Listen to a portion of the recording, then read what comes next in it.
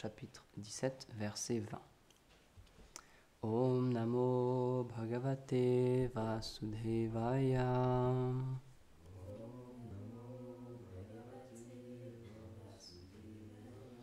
Om Namo Bhagavate Vasudevaya.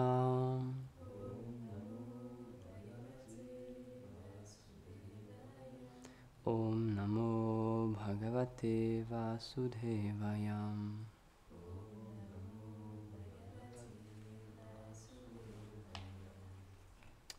Apratar Kyad Anirdeshyad Iti Keshvapi Nischayam Atra Nurupam Rajarshem Vimrisha Svamanishayam. Traduction. D'autres encore affirment que le bonheur et la détresse sont au-delà de la raison et de la perception. Ô sage parmi les rois, veuille considérer par ton intelligence quelle est la conclusion correcte. Commentaire. Les Vaishnavas affirment à la fois que le bonheur et le malheur viennent du Seigneur suprême et que celui-ci ne peut être lié à aucune désignation matérielle.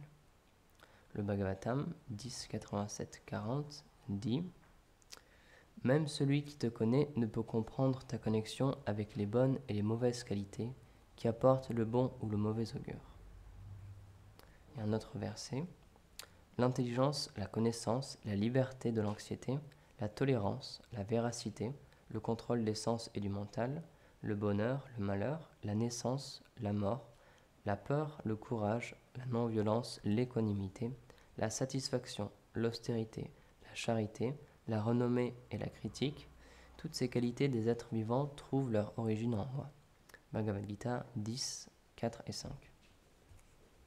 Toute chose émane du Seigneur.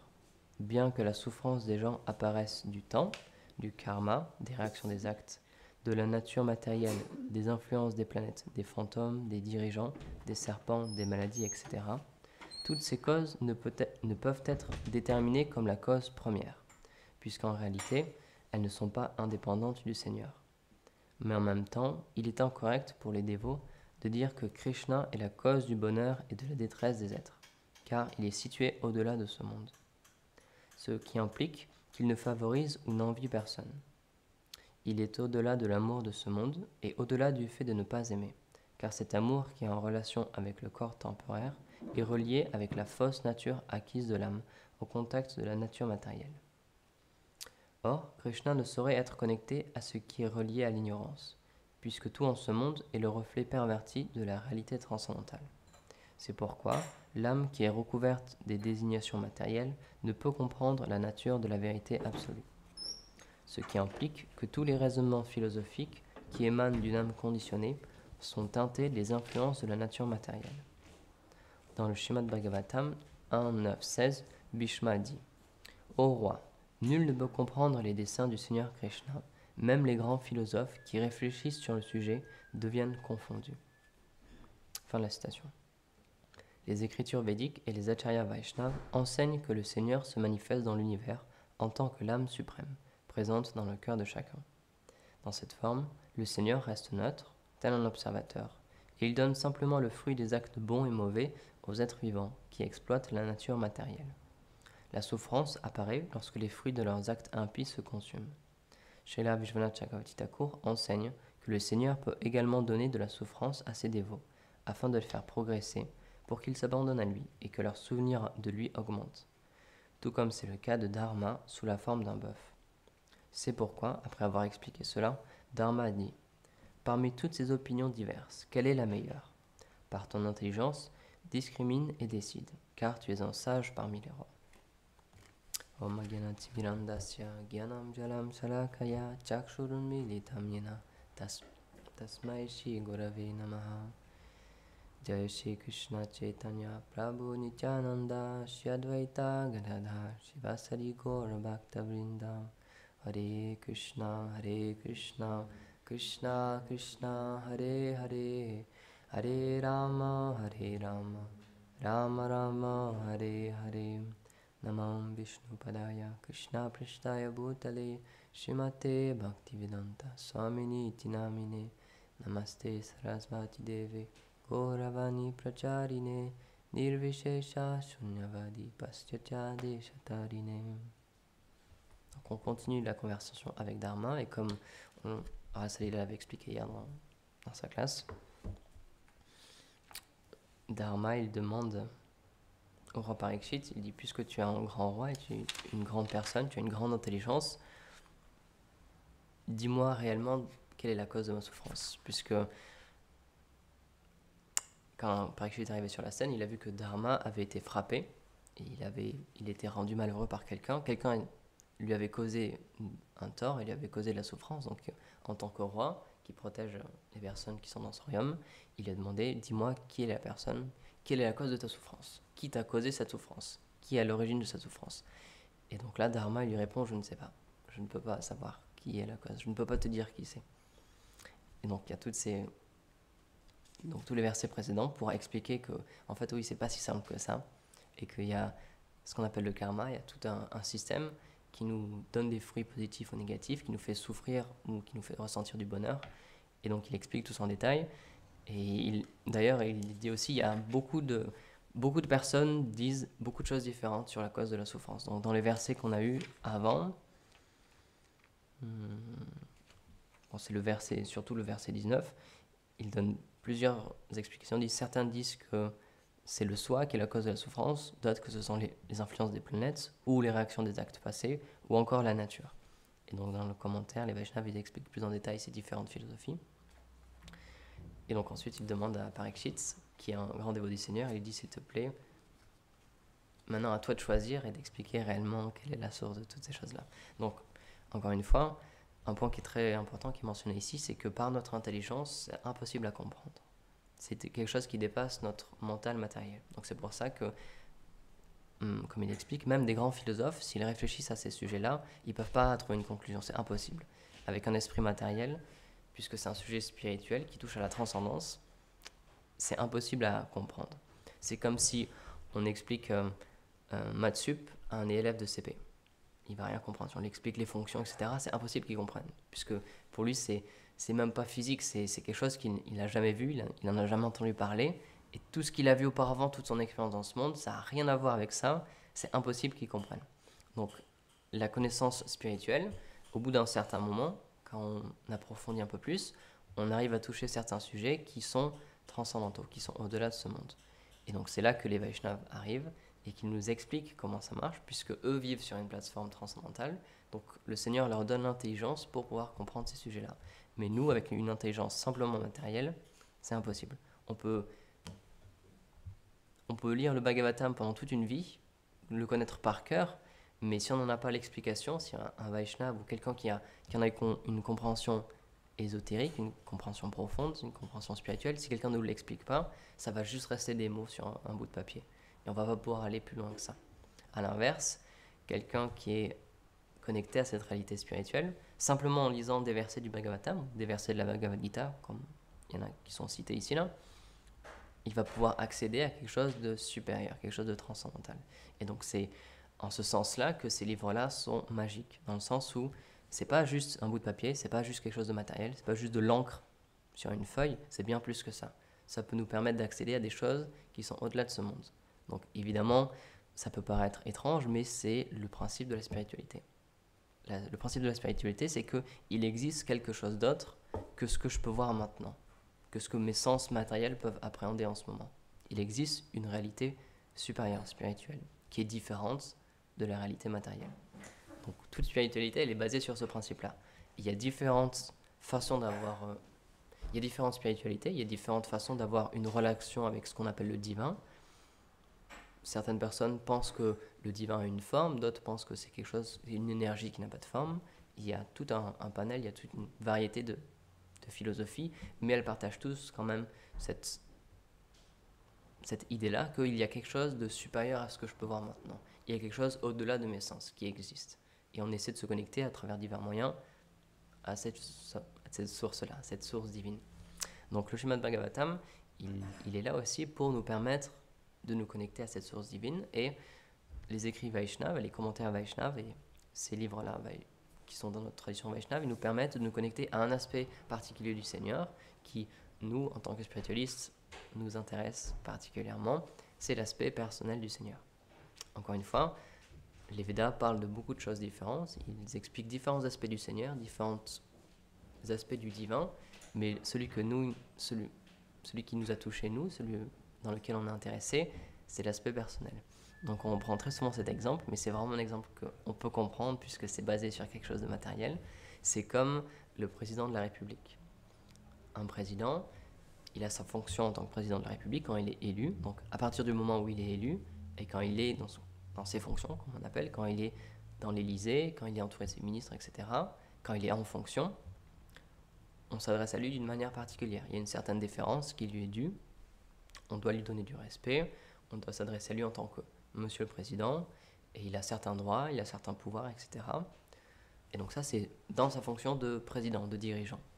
Mais ensuite, lorsqu'il revient chez lui, avec les personnes qui lui sont proches, avec sa famille, sa femme, ses enfants, etc., ce sera plus Monsieur le Président, ce sera mon mari, ou ce sera mon père, ou ce sera mon chéri, peu importe, mais ce sera quelque chose de différent de là où il est en fonction.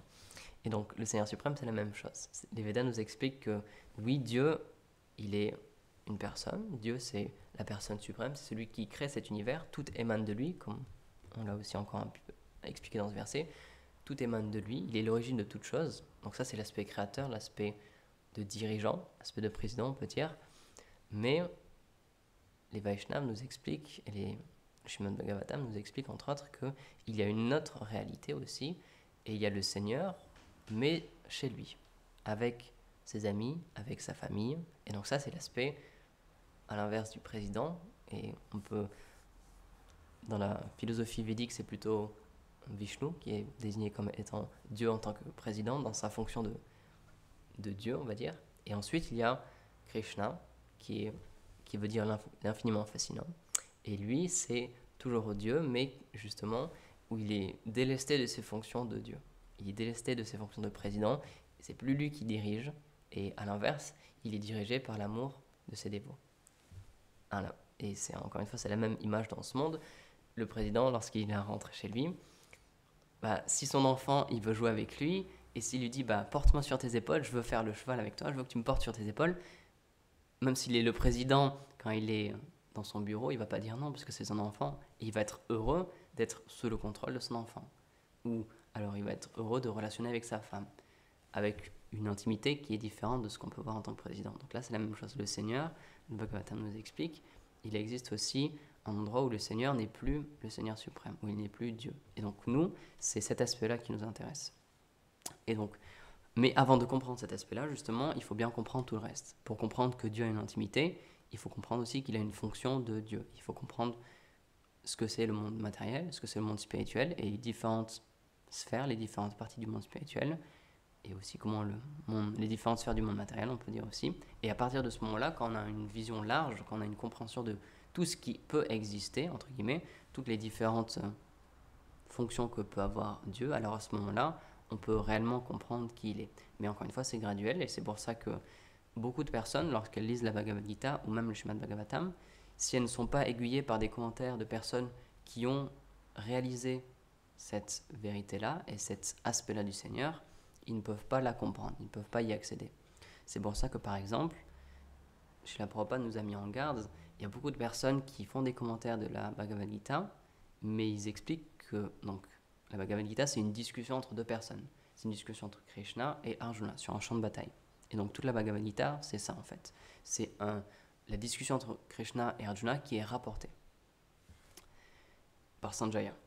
Et donc, en tant que Vaishnava, nous on a une compréhension que Krishna, c'est Dieu la personne suprême, qui vient sur terre et qui enseigne à son très cher dévot Arjuna.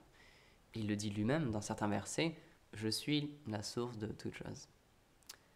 Je suis la source du Brahman, etc. » Mais il y a certaines personnes qui ont une vision de Krishna en tant qu'un personnage historique. Ils disent, oui, Krishna il a bien vécu en Inde, il y a à peu près 5000 ans, mais c'était juste un être humain ordinaire. C'était juste Krishna, un roi, qui a parlé à Arjuna, un autre prince, un autre roi. Et malheureusement, comme on l'expliquait, si on a cette compréhension-là purement matérielle, alors on va complètement passer à côté de cette vie spirituelle-là. On peut les voir comme des personnages matériels, et même Krishna il le dit lui-même, lorsque je viens dans ce monde, les personnes qui désirent, je me voile pour les personnes qui ne désirent ne pas me voir en fait. Et c'est ça son aspect qui est très intéressant, c'est qu'il est réciproque avec les personnes. Donc si certaines personnes ne veulent pas entendre parler de Dieu, ne veulent pas avoir une relation avec lui, alors il accepte cette chose-là, puisqu'il est le maître de l'amour, et l'amour, le synonyme de l'amour, c'est la liberté. Et donc il nous laisse libres dans cet aspect-là, et donc il se voile à ces personnes-là. Donc même lorsque Krishna était présent physiquement sur Terre, il y a certaines personnes qui n'avaient... Ils le voyaient physiquement, ils le voyaient peut-être tous les jours, mais pour eux, c'était pas Dieu, c'était juste une personne ordinaire. Et donc par exemple, Duryodhana, qui était le prince ennemi du camp de Krishna et des Pandavas surtout, il avait une telle vision matérielle de Krishna qu'un jour ils l'ont fait venir pour un conseil de guerre, et il a voulu le capturer et l'enchaîner. Donc nous, en tant que Vaishnav, on comprend que Krishna, c'est Dieu la personne suprême. Donc comment est-ce que c'est possible que nous, en tant que simples humains, on puisse capturer Dieu la personne suprême? C'est impossible. Et pourtant, lui, il avait une vision totalement matérielle, il s'est dit, mais je vais y arriver, je suis sûr que je vais y arriver. Et donc à ce moment-là, quand il a essayé de capturer le Seigneur et de l'attacher avec des cordes, le Seigneur a manifesté ce qu'on appelle la forme universelle. Donc c'est une forme que le Seigneur manifeste, c'est une forme gigantesque qui représente en fait, on peut dire en une certaine sorte, le monde matériel. Donc c'est expliqué que c'est une forme avec des milliers de têtes, des milliers de bras, c'est le temps personnifié, c'est la mort personnifiée, et tout ça sous une forme physique qu'on peut voir, avec une certaine vision. Et donc à ce moment-là, il était totalement confus. La personne qui se trouvait devant lui, qui avait la même taille que lui à peu près, et qui s'apprêtait à attacher, tout d'un coup elle s'est transformée et elle est devenue absolument gigantesque, et il savait même plus par où l'attacher, il arrivait pas à comprendre ce qui se passait. Et même après ça, après que cet événement ait eu lieu, il a toujours pas pu accepter le fait que Krishna c'était Dieu la personne suprême. Donc encore une fois, c'est pour ça que c'est très facile de se méprendre sur qui est Dieu et qui est Krishna. Et donc c'est pour ça qu'on a vraiment besoin de commentaires authentiques, de personnes qui ont réalisé qui est Dieu et qui est Krishna, et qui peuvent nous expliquer ses agissements. Encore une fois, si on essaie juste de les comprendre avec notre conscience matérielle, les événements qui se passent dans la Bhagavad Gita ou dans le Bhagavatam, c'est impossible, ça va faire aucun sens. Matériellement, ça n'a aucun sens, toutes ces histoires-là. C'est pour ça que la majeure partie du Bhagavatam, quand on l'ouvre, c'est pas les versets, c'est les commentaires. Si on écrivait que les versets, ça prendrait bien moins de place que ça. Mais les trois quarts de ces livres-là, c'est des commentaires. Pour nous aiguiller, pour nous expliquer réellement ce qui se passe, et pour nous expliquer quoi comprendre et vers où diriger notre attention et notre compréhension. Donc, encore une fois, tout ça c'est graduel, et il y a différents commentaires de la Bhagavad Gita qui ont été écrits, il y a différents commentaires du Bhagavatam, et comme je l'ai expliqué dans mes conférences assez régulièrement, ces choses-là, ça va continuer à se produire, il y aura de plus en plus de commentaires, il y aura de plus en plus d'explications par des Vaishnavas qualifiés, pour que le plus de monde possible puisse comprendre ces écritures-là. Encore une fois, c'est notre très grande fortune que la filiation spirituelle dans laquelle on appartient, qui vient de Chaitanya Mahaprabhu, de Bhaktivinoda Thakur, de Srila Bhaktisiddhanta et de Srila Prabhupada, ils ont traduit tous ces livres-là, ils nous les ont donnés en anglais et ensuite même en français. Avant ça, ces livres-là, ils n'existaient même pas dans notre langage. Donc rien que nous, en tant qu'occidentaux, il y avait une barrière linguistique. C'était impossible à appréhender, à moins d'avoir fait des études de sanskrit, de hindi, etc., de bengali. Rien que ça nous était bloqué. Mais ces Vaishnavas-là, ils ont compris que cette connaissance-là, c'est pas une philosophie indienne, c'est pas une philosophie pour les hindous. C'est expliqué que c'est la nature originelle de l'âme, d'avoir une relation personnelle avec le Seigneur. Et donc, puisqu'ils ont compris cette chose-là, ils l'ont réalisé, comme l'expliquait Rasalila, un des traits principaux des Vaishnavas, c'est qu'ils sont compassionnés. Ils voient le monde dans l'état dans lequel il est, ils voient que tous les gens souffrent dans ce monde, et ils ont compris, c'est parce qu'ils ont oublié leur relation avec le Seigneur suprême, ils ont oublié qui ils sont réellement, et à cause de ça, ils sont poussés à traduire ces livres-là, à écrire des commentaires et à les partager le plus possible pour que le plus de monde possible retrouve cette relation avec le Seigneur suprême qu'ils ont oublié. encore une fois, Srila Prabhupada, il insiste bien sur ce point-là, et Maharaj aussi, il le cite très souvent dans ses classes, il dit, cette conscience de Krishna, c'est pas quelque chose qui est forcé artificiellement sur le mental. C'est la nature éternelle de l'âme. C'est quelque chose de naturel. On est fait pour ça. On est fait pour connaître le Seigneur, connaître Dieu et avoir une relation personnelle avec lui. Donc, dans ce sens-là, c'est pour ça qu'on dit que cette philosophie-là, elle est pour absolument tout le monde. Elle n'est pas juste pour les Indiens, elle n'est pas juste pour même des personnes qui pensent avoir une vie spirituelle déjà, ou des personnes qui disent bah tiens, moi je suis né en tant que chrétien, donc ma philosophie, ma religion c'est la chrétienté, etc.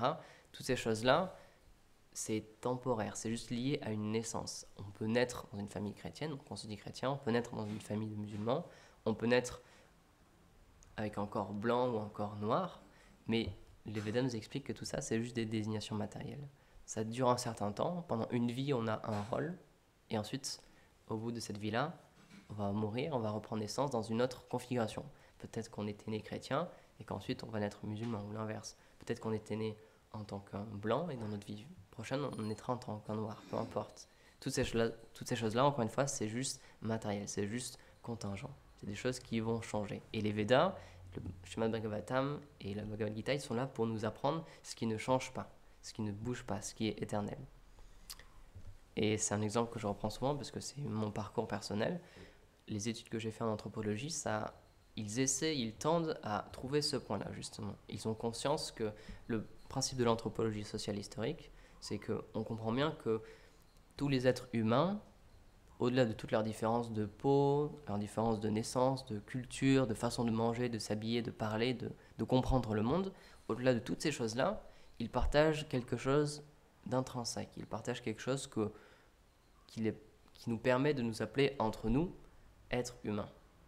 Au-delà de notre couleur de peau, parce qu'elle est différente, au-delà de notre façon de manger ou de s'habiller, parce qu'elle est différente, on n'est pas humain sur ces bases-là, on est humain sur une autre base. Et c'est une science qui tend à comprendre quelle est cette base-là. Et en fait, les Védas nous la révèlent, c'est qu'en fait, on est une âme spirituelle. Et toutes les personnes dans ce monde, tous les êtres vivants même, et ça va encore plus loin, tous les êtres vivants dans ce monde, on partage une fraternité avec eux, puisqu'ils sont aussi des âmes spirituelles.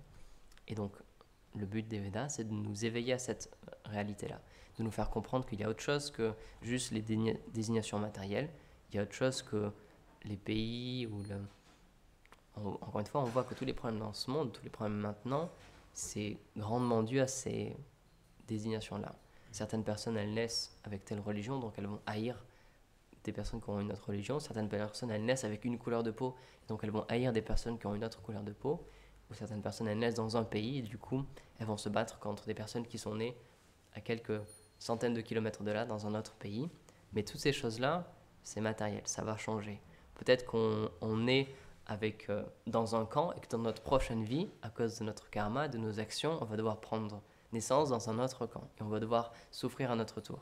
Donc, une fois qu'on a compris ces choses-là, tous ces conflits, ça devient vraiment très futile dans le sens où ils n'ont pas de base, ils sont basés sur rien du tout. C'est juste quelque chose comme la météo, c'est quelque chose qui va changer en quelques secondes. Parfois il pleut et après 10 minutes, c'est comme s'il avait pas plu. Et donc malheureusement, on a oublié cette chose-là et on a une vision très centrée, on a une vision très fermée, on a une vision à court terme et on voit juste ce qui se passe maintenant dans notre vie, dans notre environnement et on a oublié ce tableau plus vaste et plus large. Et donc le rôle des écritures védiques qui ont été données par le Seigneur, c'est de justement nous éduquer à cette réalité-là pour nous faire comprendre quelle est la réelle nature de ce monde et comment s'en sortir. Pourquoi on souffre tellement et comment trouver la réelle satisfaction et la réelle paix et le réel bonheur. Et la première étape, on le répète souvent, c'est d'avoir une vie dans la vertu, d'avoir l'influence de la vertu dans notre vie le plus possible pour qu'on puisse avoir une conscience de tous ces sujets-là. C'est expliqué que si on a une conscience qui est trop portée sur la passion et l'ignorance, donc les deux des modes qui existent dans ce monde ici, on ne pourra pas avoir une vie spirituelle, ce sera impossible. Tous ces sujets-là, tous ces livres-là et tous ces sujets spirituels, ce sera impossible à apprécier et à comprendre. Même si on en entend parler, même si on les lit, notre conscience et notre intelligence, elle ne pourra pas les accepter Et pour nous, ça restera du charabia, ou ça même ce sera pas intéressant, ou même on n'aura pas envie d'écouter ces sujets-là. Et à l'inverse, quelqu'un qui développe plus la vertu dans sa vie, il sera naturellement porté à avoir une vie spirituelle. Il aura envie d'entendre parler de ces sujets-là. Il aura envie de comprendre qu'est-ce que c'est que ce monde, pourquoi je souffre, qu'est-ce que je fais ici, quel est le but de la vie. Il aura ce désir-là. Et à l'inverse, des personnes qui ont une vie plus dans la passion et dans l'ignorance, ça leur effleurera même pas l'esprit. Ils n'auront même pas cette conscience-là de dire pourquoi je souffre, pourquoi je vis. Ils vont juste continuer leur métro, boulot, dodo, comment on dit, leur train quotidien. Et à l'inverse, des personnes qui sont influencées par la vertu, ce sera plus fort qu'eux. Ils vont se dire, mais non, mais... Et il y a certaines personnes, elles ne pourront pas s'arrêter tant qu'elles n'auront pas trouvé une réponse qui va les satisfaire. Ils vont vraiment chercher une réponse. Mais non, c'est pas possible. Ce monde, pourquoi il y a tellement de souffrance? Pourquoi la souffrance, ça existe? Il doit y avoir une raison pour ça. Et donc les Védas nous expliquent toutes ces choses-là. Donc là, dans l'épisode dans lequel on est, bon, je ne vais pas rentrer en détail parce que ce sera plus détaillé dans les versets suivants, mais justement, du coup, Dharma, il demande à Parikshit, pour notre bienfait, pour nous-mêmes, en fait, il dit, s'il te plaît, explique la cause de la souffrance dans ce monde. Pourquoi il y a de la souffrance? Et donc, pour notre propre bénéfice, encore une fois, pour les auditeurs, Parikshit ensuite va parler et il va nous expliquer c'est quoi la souffrance dans ce monde et pourquoi il y a de la souffrance dans ce monde. Et donc, c'est pour ça qu'on a vraiment besoin de ces écritures-là et pas juste de philosophies matérielles qui sont nées dans ce monde ici. On a besoin de quelque chose de transcendantal. On a besoin de quelque chose qui vient d'une plateforme supérieure qui puisse nous expliquer ce monde. Le maximum qu'on peut faire en tant que personne avec une vision matérielle, c'est de voir les effets de ce monde. On peut évaluer, on peut voir ce qui se passe dans ce monde, on peut voir la souffrance, on peut voir le chaud, le froid, on peut voir les couleurs, on peut voir les effets de l'énergie matérielle, mais on ne peut pas en comprendre la cause. Et ça, c'est seulement avec une intelligence spirituelle, avec une intelligence qui est nourrie par ces écritures-là, qu'on peut vraiment comprendre d'où ça vient tout ça. Et donc c'est ce qu'il va expliquer ensuite, mais il explique pour un esprit matériel, pour une intelligence matérielle, ces sujets-là, on ne peut pas les comprendre. C'est comme le principe d'éternité. Pour notre esprit, c'est quelque chose qui est impossible à tenir. C'est le principe d'éternité, quelque chose qui n'a pas de début et qui n'a pas de fin, comme les nombres infinis par exemple. On peut pas arriver au bout de ce concept-là. Parce que pour nous, tout ce qu'on a connu, ça a eu un début, une fin. Même nous-mêmes, dans cette vie-là, on a pris naissance. Et on sait qu'on va mourir. Et tous les objets qu'on a vus, ou toutes les personnes qu'on a vues autour de nous, soit on les a vus naître, soit on les a vus mourir. Et donc toutes les choses dont on a l'expérience, c'est des choses qui ont un début et une fin. Et donc malheureusement, notre intelligence matérielle, c'est comme ça qu'elle marche. Elle marche avec l'expérience. On comprend ce dont on a l'expérience. Et donc si on a seulement une expérience matérielle, tous ces sujets-là, puisqu'ils sont situés sur une autre réalité, c'est impossible à comprendre. Et donc c'est là qu'intervient ce qu'on appelle des réalisations spirituelles. C'est quand le Seigneur ou les dévots du Seigneur nous permettent de comprendre quelque chose. Et donc ça ne vient pas de nous, c'est pas nous par nos propres efforts intellectuels qu'on comprend quelque chose, c'est une grâce qui nous est donnée avec une certaine vision plus spirituelle où on peut comprendre quelque chose qui est au-delà de la matière. Mais encore une fois, ça demande, c'est pas une question d'étude, c'est pas une question d'érudition, c'est vraiment une question de miséricorde et de spiritualité. C'est des choses qui descendent vers nous, à l'inverse du savoir empirique que utilise la science. C'est un savoir que l'on construit, c'est un savoir ascendant. On part de nous, on part de notre base, de nos expériences, de nos outils pour atteindre quelque chose, pour atteindre une compréhension. Sauf que la vie spirituelle, c'est basé sur un autre aspect, c'est la connaissance descendante. C'est cette connaissance-là qui est sur une plateforme spirituelle, qui est détenue par des personnes qui vivent sur cette plateforme supérieure, qui nous la donne. Ça nous est donné. Et donc ça, c'est vraiment un principe important à comprendre. Si on veut avoir une vie spirituelle, les efforts sont nécessaires, évidemment, mais en dernier lieu, c'est quelque chose qui nous est offert, c'est quelque chose qui nous est donné, c'est une grâce qui nous est accordée. Et donc c'est pour ça que chez les Rupa Goswami, il donne certaines qualités qui sont nécessaires pour avoir une vie spirituelle. Et donc certaines de ces qualités, c'est la foi que je suis bien situé, je suis sur la voie qu'il faut, et j'atteindrai le but désiré, j'atteindrai un résultat, c'est sûr et certain, et c'est juste une question de temps. Donc c'est on peut dire que c'est une qualité de... Ouais, c'est une qualité où on comprend que c'est la patience en fait. La patience et l'enthousiasme. On est enthousiaste puisqu'on a conscience qu'on est sur la bonne voie, on est sur le chemin qui va nous permettre d'avoir une réponse à toutes nos questions, et on a juste besoin de patience, d'attendre que ces choses-là nous seront données en fait, comme un cadeau. Donc, on peut méditer sur ces deux qualités-là et prier pour qu'on puisse les développer pour approfondir encore plus notre vie spirituelle. Je vais m'arrêter ici. Est-ce qu'il y a des questions ou des commentaires? Moi j'ai une question. Oui, une question. Tu dis que on n'est pas blanc, on n'est pas noir, on n'est pas chrétien, on n'est pas musulman, on est l'âme. Donc est-ce qu'il y a une forme d'illusion même dans la religion? Donc, une question qui est posée, puisqu'on dit qu'on n'est pas le corps, on n'est pas noir ou blanc, qu'on n'est pas un chrétien ou qu'on n'est pas un hindou ou un musulman, est-ce qu'il n'y aurait pas une forme d'illusion dans la spiritualité? Dans la religion. Pardon, dans la religion. Donc c'est une très bonne question. Donc oui, les Védas nous expliquent qu'en fait, il y a différents types de religions qui sont instaurées par le Seigneur directement. Il y a des religions, donc Nimitika Dharma et Nitya Dharma.